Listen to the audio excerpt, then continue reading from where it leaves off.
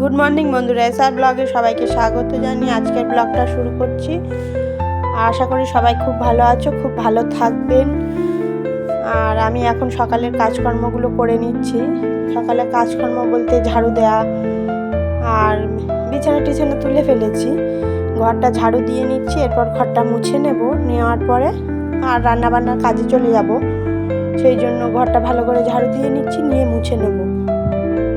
আর অন্য সব ঘরের বিছানা তোলা হয়ে গেছে, সব ঘরগুলো বিছানা তুলে নিয়েছি, ঝাড়ুও দেওয়া হয়ে গেছে। এটা ঝাড়ু দিয়ে নিচ্ছি। সব ঘরের ঝাড়ু দেওয়া বা ঘর মোছাটা দেখানো সম্ভব নয় ছোট্ট অল্প ভিডিওর মধ্যে।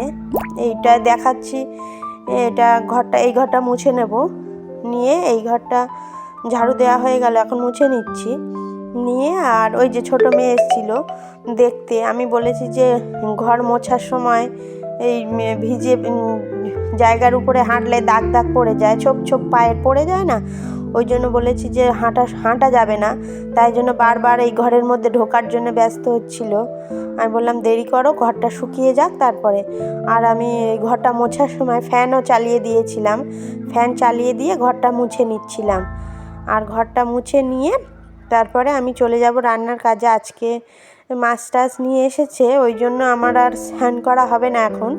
আর একটু যেহেতু ঠান্ডাই রয়েছে হালকা, ওই জন্য একটু দেরি করে স্নান করব। এই যে আমার ঘর মোছা কমপ্লিট, সব ঘরগুলো মুছে হাত পা ভালো করে ধুয়ে নিয়ে এসেছি। এখন খেয়ে নেব।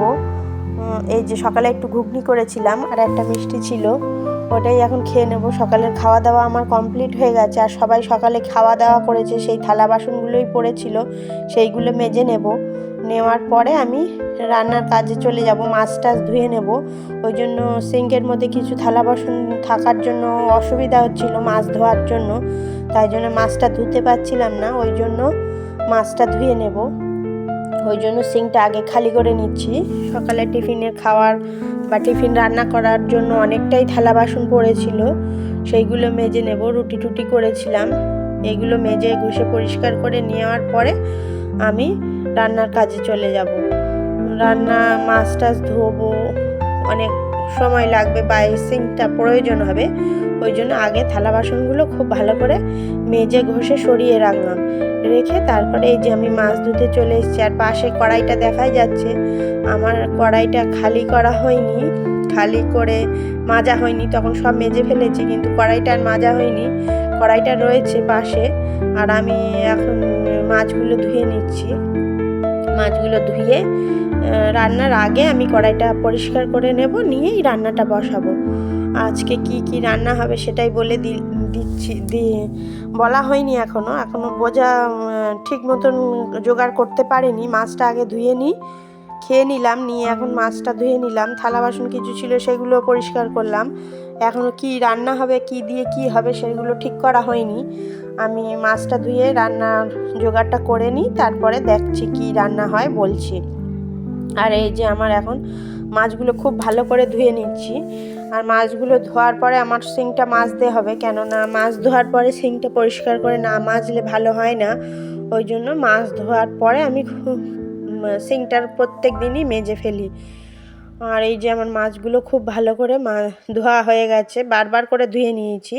কাটা মাছই বাজার থেকে নিয়ে এসেছিল, আমার শ্বশুরমশাই বাজার করেন। আর এই যে কাটা মাছ নিয়ে এসেছিল। আর এই যে মেটে আলু এনেছিল, মেটে আলু দিয়ে মাছ তরকারি হবে। আর এই যে পেঁয়াজ লঙ্কা সব কেটে নিয়েছি। আর এই যে এখন আমি রান্না করে নিচ্ছি, রান্না বসিয়ে দিয়েছি, কড়াইটা ধুয়ে নিয়েছি, নিয়ে আমি এখন মাছ ভেজে নেব। এই যে মাছে লবণ হলুদ মাখিয়ে নিচ্ছি। মাছে আমি হাত দিয়ে লবণ হলুদ মাখাই না, আমার ভালো লাগে না। মাছ লবণ হলুদ দিয়ে খুন্তি দিয়ে এদিক ওদিক নাড়া দিলেই মাছটা লবণ হলুদ মাখা হয়ে যায়। অনেকে হয়তো হাত দিয়েই মাছে লবণ হলুদ মাখান, আমার কিন্তু ওই জিনিসটা ভালো লাগে না হাত দিয়ে মাখাতে, আমি খুন্তি দিয়েই মাখিয়ে নিই। আর এই যে আমি মাছগুলো ভাজা বসিয়ে দিয়েছি। সব অনেকটা মাছ ভাজতে অনেক সময় লেগে যাবে। আর পাশাপাশি আমি আর কিছু তরকারি আছে সেগুলো কেটে নেব। আমি ফুলকপি আলুর তরকারি হবে। আর ছোট ছোট মাছ এনেছিল, আমুদি মাছ, ওগুলোও ধুয়ে নিয়েছি, ওই মাছগুলো ধোয়া দেখানো হয়নি। আর কলার তরকারি হবে। এই যে আমার হয়ে গেছে রান্নাটা, মেটে আলু দিয়ে মাছ দিয়ে তরকারি হয়েছে। আর এই যে ফুলকপি আলুর তরকারি করেছি, ফুলকপি আলু সব দুবেলার একসাথে করে নিয়েছি।